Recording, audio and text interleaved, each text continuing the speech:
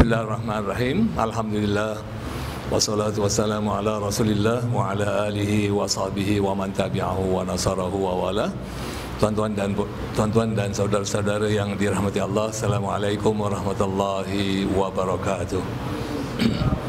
Alhamdulillah, kita bersyukur kepada Allah Subhanahu wa taala pada hari ini sekali lagi kita dapat bertemu sini.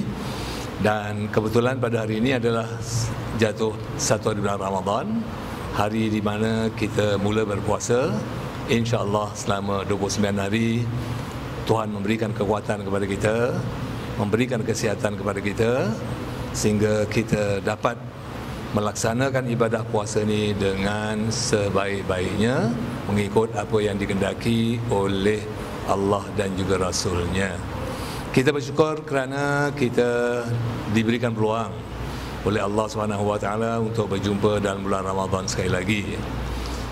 Kemungkinan sahabat-sahabat kita yang sama-sama sembahyang di sini atau di rumah dan sebagainya, mereka telah pun lebih dulu pergi di menghadap Allah SWT, atau mungkin keluarga kita pun ada yang menghadap Allah SWT. Tapi kita masih lagi berada di dunia ini, berjumpa Ramadan. Dan semua orang tahu, siapa pun tahu bahawa Ramadan ini adalah satu bulan yang paling mulia, bulan yang istimewa, bulan yang tak sama dengan 11 bulan yang lain, dan bulan yang tak boleh diganti dengan hari-hari yang lain. Kita beli, bayar dengan berapa jumlah yang kita nak bayar sekalipun, kelebihan yang ada dalam bulan Ramadan itu tak dapat disamakan. Mudah-mudahan kita tidaklah diharamkan oleh Allah daripada mendapatkan kebaikan dalam bulan Ramadan. Kerana kalau kita tak cari kebaikan dalam bulan Ramadan, sehingga kebaikan itu berlalu begitu saja, dan sehingga kata Nabi diharamkan oleh Allah kebaikan itu kepada kita, maka tak ada apa-apalah yang boleh kita dapat sepanjang Ramadan. Ibarat bulan 12 semua orang dapat bonus, tiba-tiba kita tak dapat bonus kerana performance kita tak memuaskan pihak majikan. Betapa ruginya kita, betapa kecewanya kita, iri hatinya kita dengan kawan-kawan kita yang tak dapat bonus, sedangkan kita satu sen pun tak dapat. Jangan kata sebulan gaji, satu hari gaji pun majikan kita tak bagi kepada kita. Tapi itu dari segi material kita nampak. Tapi kalau kita boleh contohkan bahawa Ramadan ini kebaikan-kebaikannya begitu banyak, tentu sekali kita akan berusaha untuk mendapatkannya. Dan sebenarnya Ramadan ini merupakan satu ujian Allah SWT kepada kita. Apakah ujiannya?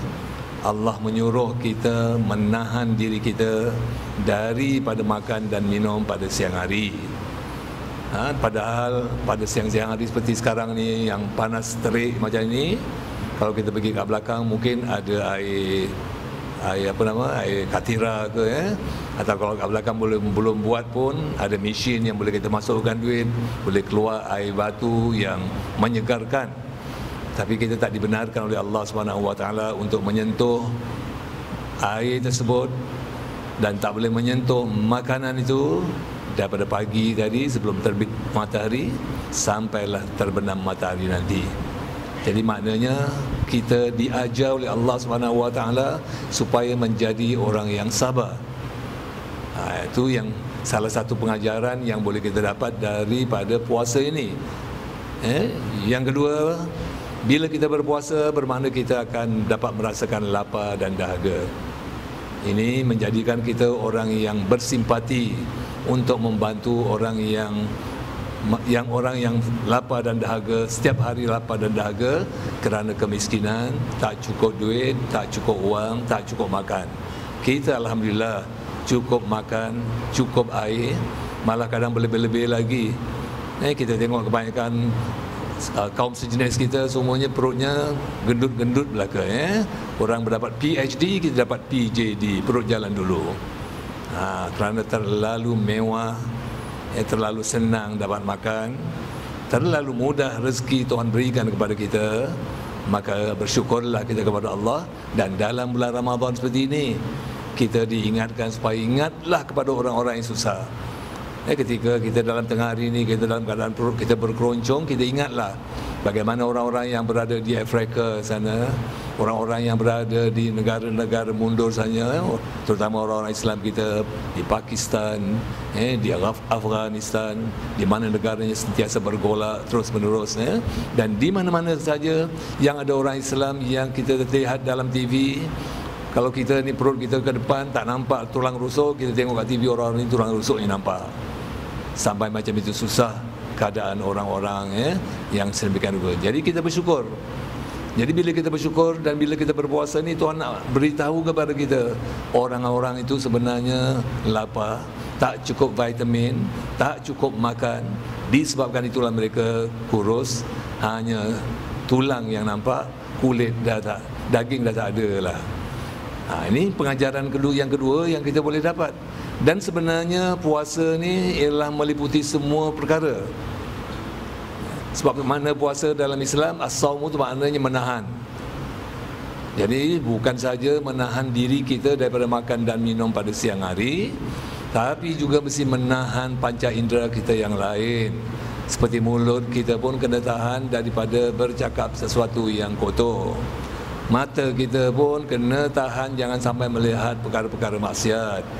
Kita tahulah di Singapura ni, tuan-tuan dan bapa-bapa ni semua kerja, naik MRT, naik bas, yang naik kereta punya saya pun tak dapat lari daripada kita melihat orang-orang perempuan yang mendedah-dedahkan aurat dia.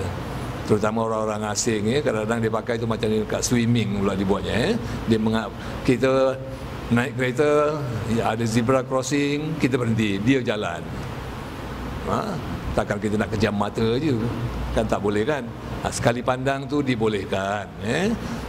Bapak-bapak yang naik MRT pun, naik bas pun sama juga. Tiba-tiba depan kita tu seorang wanita yang betul-betul nampak betisnya tu terjul, pakai skirt yang pendek, dah kita ternampak gini. Jangan tenung. Tu semua tak elak tu kan. Ni dalam bulan puasa tenung lama-lama, hilang pahala puasa kita. Habis rosak pahala kita. Kita disuruh jaga bukan saja menahan makan minum, tapi menahan mata, menahan telinga, menahan tangan, kaki, semua daripada buat maksiat. Jadi kalau dah rosak, mata tak boleh jaga, tak boleh kawal, nampak orang perempuan-perempuan yang terdah-terdah aurat, kita tengok berulang kali, atau kita tenung banyak kali, tak puas hati, ambil apa orang kata, iPhone, ambil gambar pula, nak tengok ke balik rumah dan sebagainya. Walaupun kita dalam keadaan puasa, malam nanti datang kat masjid sini tarawih, baca asyhadu alla ilaha illallah, astaghfirullah. Saya mengucap, saya mengaku tiada Tuhan melainkan Allah, dan dengan ini saya isytiharkan bahawa saya minta ampun pada Allah. Tapi siang buat kerja, buat balik lagi nak tengok pula tu, kan?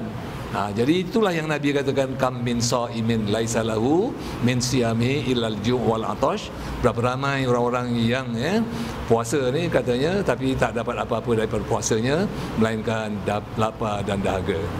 Jadi oleh kerana kebaikannya begitu besar sekali di sisi Allah Subhanahu wa taala, apabila kita puasa dengan sempurna sepanjang bulan Ramadan, dosa-dosa kita dan kesalahan kita akan diampunkan oleh Allah Subhanahu wa taala. Dan kalau kita berusaha untuk setiap malam bangun dengan harapan, dengan niat yang sungguh-sungguh, konsisten kita, bukan sekali-sekali je, konsisten daripada malam semalam terus sampai malam 29 kita sembahyang. Di malam 10 yang terakhir tu kita ikut-ikutlah orang qiyamul lail. Manalah tahu ketika kita ikut qiyamul lail ke, atau ketika sembahyang isyak bersama-sama dengan jamaah, malaikat yang Tuhan menentukan malam tu Lailatul Qadar, malaikat pun turun cari orang-orang yang beribadat, cari orang-orang yang berdoa, cari orang yang bertaubat. Nescaya akan diterima taubat tersebut, disampaikan taubat tersebut kepada Allah, disampaikan istighfar tersebut kepada Allah Subhanahu wa taala, dan diberikan salam, kebahagiaan, kedamaian, kesejahteraan. Jadi apa lagi yang itulah yang kita harapkan. Tapi kalau kita pilih-pilih, semalam semua banyak orang datang lah sebab opening kan. Jadi semua pergi ke masjid, opening ceremony orang kata kan, penuh masjid mana-mana pun. Saya pergi Masjid Sultan pun hampir penuh. Tapi lepas 8 dah tinggal 8-an. Lepas 8 tu dah mula orang dah tarik diri lah. Tak apalah, barangkali kita sangka yang baik lah sudah, mereka tu ada kerja. Jangan sangka di Amerika terbalik, tengok televisyen sudah. Dia ada kerja, biarlah. Dah buat pun dah bagus lapan kan. Tapi bagi orang-orang yang cintakan ataupun yang dahagakan dahagakan kebaikan dari Allah Subhanahu Wa Taala, tentu dia akan kekal 20. Dia tak mau kurangkan 8. Walaupun ada riwayat mengatakan Nabi buat 8, ada yang mengatakan Nabi buat 13, tapi Nabi tak menetapkan kepada kita berapa yang seharusnya kita buat. Man qama ramadhana imanan wa ihtisaban ghufira lahu ma taqaddama min dhanbi. Siapa yang berpuasa pada siang harinya dan bangun malam untuk tarawih dengan penuh keimanan dan keikhlasan, nescaya nanti Allah akan ampunkan dosa-dosa yang lalu. Jadi Nabi tak terangkan berapa. Jadi kebanyakan negara-negara semua buat 20. Di Mekah buat 20, Madinah buat 20. Kalau kita nak baca sejarah, kalau dulu orang-orang Mekah tu cara mereka buat sembahyang tarawih ni kan relax maknanya kan, rehat-rehat Mereka buat 4 rakaat, dia berhenti, lantas mereka pun buat tawaf sunat 7 kali, lepas tu dah habis tawaf, sambung balik lagi 4 rakaat, buat tawaf lagi. Jadi maknanya dapat pahala 20 rakaat, dapat tawaf 3 kali ke 2 kali. Pada bulan Ramadan, berapa banyak ataupun berapa untungnya mereka, orang-orang yang berada di Mekah pada ketika itu. Orang-orang yang berada di Madinah pun dia tengok, perhatikan. Macam ini orang-orang Mekah ni untung ni. Kita pun buat 20, dia buat 20, tapi dia buat tawaf, kita boleh buat tawaf kat Madinah, tak ada tempat nak tawaf. Kalau begitu kita tambah lagi rakaat. Berapa ditambah? 36 rakaat. Untuk menyaingi ibadat yang dilakukan oleh orang-orang Mekah.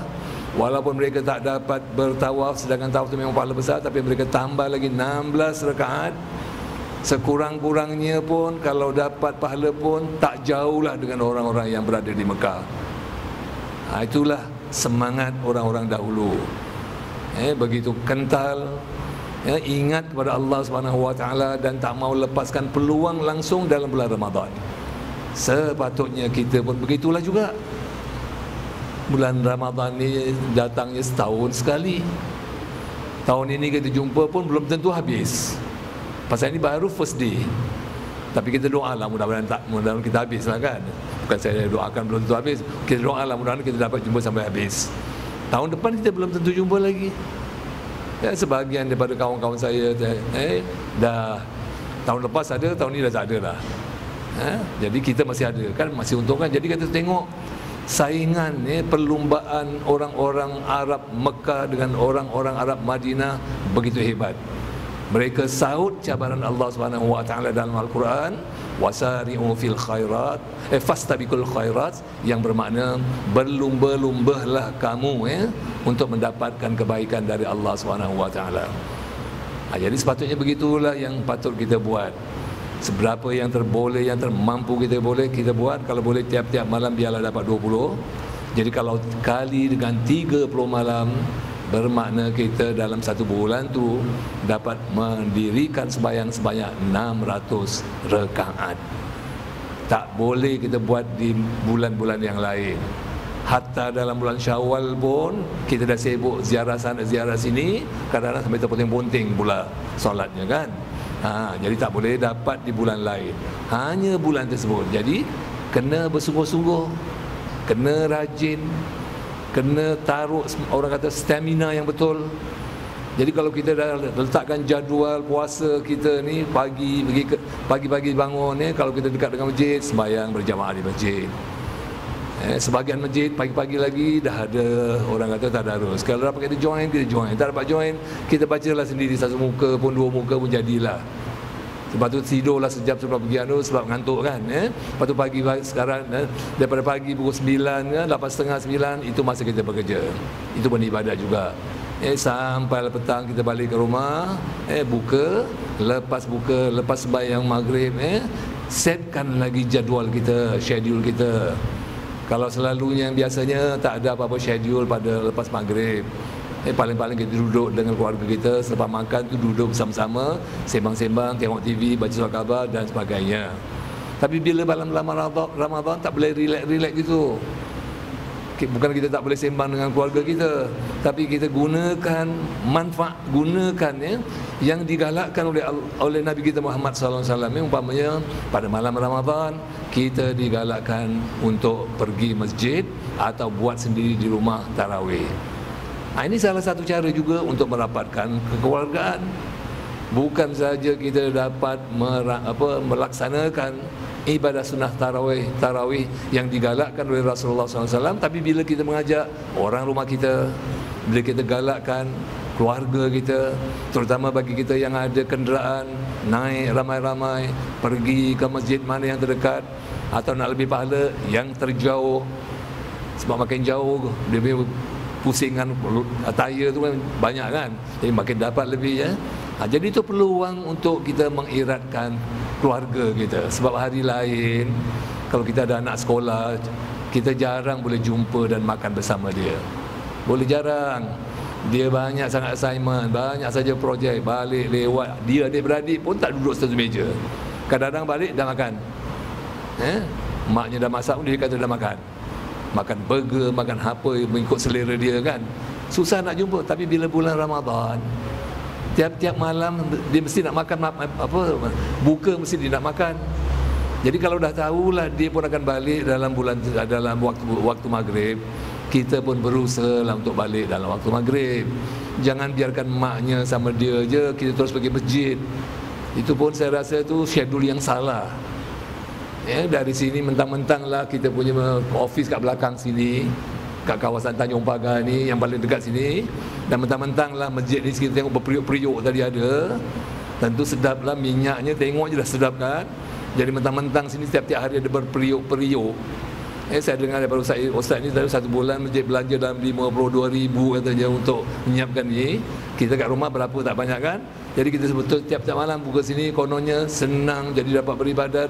Bagaimana dengan isteri kita? Bagaimana dengan anak-anak kita? Kita ambil berat tak? Ambil perhatian tak? Belum tentu dia nak pergi pasal kepalanya tak ada. Tak ada kereta. Kereta abangnya pakai. Ataupun kalau memang dah tak ada kereta pun tak ada galakan.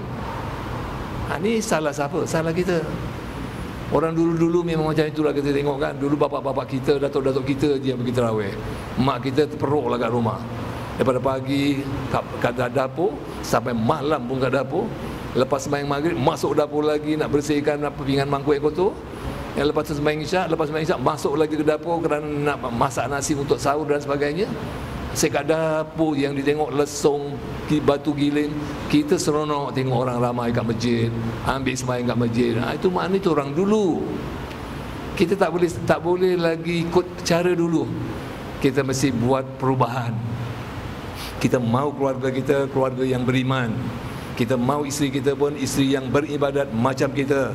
Kalau kita rajin beribadat, harapan kita ialah isteri kita pun sama-sama rajin beribadat. Kalau kita pun rajin baca Quran, kita pun harap isteri kita baca Quran. Tapi kita kena cari jalan bagaimana nak menggalakkan mereka. Caranya ialah dalam bulan Ramadan ni yang paling sesuai sekali. Kalau kita ada kenderaan, kita pusing-pusing mana-mana masjid, hari kat masjid sini, besok kat masjid Ansar, Istighfar, Masjid Sultan. Tentu anak-anak dan isteri rasa seronok kerana dapat menjelajah masjid-masjid di Singapura. Kan alhamdulillah. Jadi dengan demikian kita dapat manfaatkan puasa dan ibadat-ibadat puasa, dan di waktu yang sama kita dapat merapatkan hubungan kasih sayang dan kemesraan antara isteri kita, anak-anak, antara anak-anak dan kita dan emaknya, dan kalau ada siapa keluarga kita yang berada di sana. Inilah masanya. Terutama bagi orang yang masih ada anak kecil-kecil ni lah Kalau yang dah anak dah besar-besar dah kahwin tu dah ganyot orang kata dia dah terlepas sendiri Tapi kalau kita dulu dah buat macam ini, alhamdulillah dia tentu akan. Ini satu cara yang baik untuk kita jadi itulah puasa dia bukan saja memberikan banyak kebaikan kepada kita, tapi banyak memberikan juga kebaikan kepada keluarga. Itu yang pertama lah. Puasa tu dari segi sudut, dari segi bahasa maknanya menahan. Jadi yang dikatakan menahan tu, menahan diri daripada makan dan minum, menahan mulut kita daripada berkata celupa, mengumpat, fitnah, melaga-lagakan orang, menahan telinga kita daripada mendengar fitnah orang, daripada apa-apa yang cakap tak baik, mata kita mestilah tahan daripada melihat sesuatu yang tak baik. Kalau umpamanya dalam televisyen pun, kalau televisyen tu banyak cerita-cerita yang berkaitan dengan masalah romen-romen, sudah jangan tengok dululah. Nak romen sendiri kat rumah, nanti sendiri kan senang. Malam-malam kan boleh romen. Apa nak romen-romen, nak tengok orang romen pula kan. Nanti mata kita dah kotor, dah pahala kita kurang. 1 bulan tu kalau boleh TV tu tengok warta berita, dokumentari dah cukup lah. Saya tahu di kalangan kita ni masih banyak lagi yang suka tengok cerita Inggeris. Saya dah tak pernah tengok lagi. Kalau budak-budak tu datang rumah tu, ada yang buka, saya tak pernah buka pun. Kan? Jadi saya tak tahulah cerita. Sekali-sekali buka tu memang nampaklah cerita-cerita yang hebat, yang panas tu. Budak-budak tu tahulah ada bapaknya ada, dia bawa tak tengok je. Kalau bapaknya tak ada, entah apa dia buat, kita tak tahu. Budak muda macam kita ni kan dah umur, dah lain sikit lah. Kita dah banyak kali berpuasa, jadi dah banyak keinginan kita tu ditundukkan oleh Allah SWT melalui usia dan melalui puasa. Kan? Jadi masih banyak lagi kan. Saya dengar bukan itu saja, saya dengar daripada pelajar-pelajar perempuan saya, dia kata suami kita Ustaz ni bukan hanya tengok cerita orang putih, cerita Cina pun dia tengok, cerita India, Tamil pun dia tengok. La haula wala quwata illa billah. Saya kata kalau cerita orang putih itu Inggeris boleh tahan juga, tapi kalau dah sampai cerita Tamil pun dia tengok, cerita Cina pun dia tengok, entah kat mana syoknya pun tak tahu. Boleh, saya tanya boleh faham ke? Dia faham ke tak faham, dia tengok orang berlakon, dia faham lah. Nasib baiklah Tuhan tak meletakkan dalam diri saya ni suka menonton filem-filem ini. Dulu orang kaki Hindustan pun saya tak pernah tengok pun Hindustan. Bila saya belajar kat Kuala Islam dulu, kawan-kawan kata, mari lah Salim pergi, kata tempat tengok. Itulah first time saya tengok cerita apa, Sanggam. Rupanya bila kita tengok cerita tu, haiwan pun boleh nyanyi, kambing pun boleh nyanyi lagu. Saya kata haula, patutlah orang-orang suka, khayalannya banyak kan. Dalam bulan Ramadan ni cubalah fokus. Ini nasihat daripada saya sendirilah, termasuk nasihat kepada tuan-tuan dan bapa-bapa sekalian.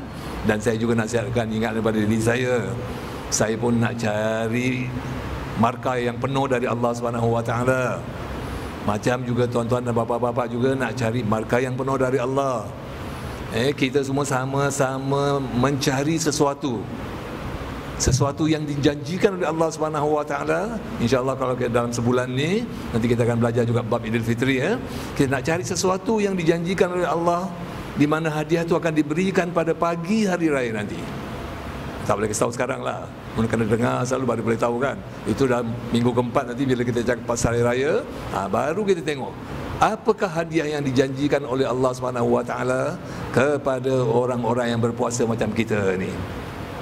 Syaratnya puasa kita benar-benar mengikut segala apa yang diingatkan atau diatur oleh Nabi kita Muhammad SAW. Maknanya mulut kena puasa, mata puasa, telinga puasa, kaki puasa, tangan pun puasa, dan di waktu yang sama beramal ibadah. Malam hari sembahyanglah tarawih, ada peluang baca Quran, bacalah Al-Quran. Ada duit lebih, keluarkanlah sedekah dan bantuan kepada orang yang atau jamulah orang berbuka.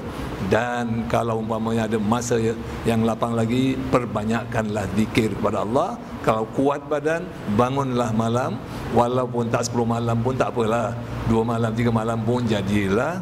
Sembayanglah tahajud. Sembayang tahajud daripada awal boleh. Katalah kita kat rumah, kalau saya punya sistem tu, orang rumah saya siang-siang dah masak, balik tarawih je dia dah masak.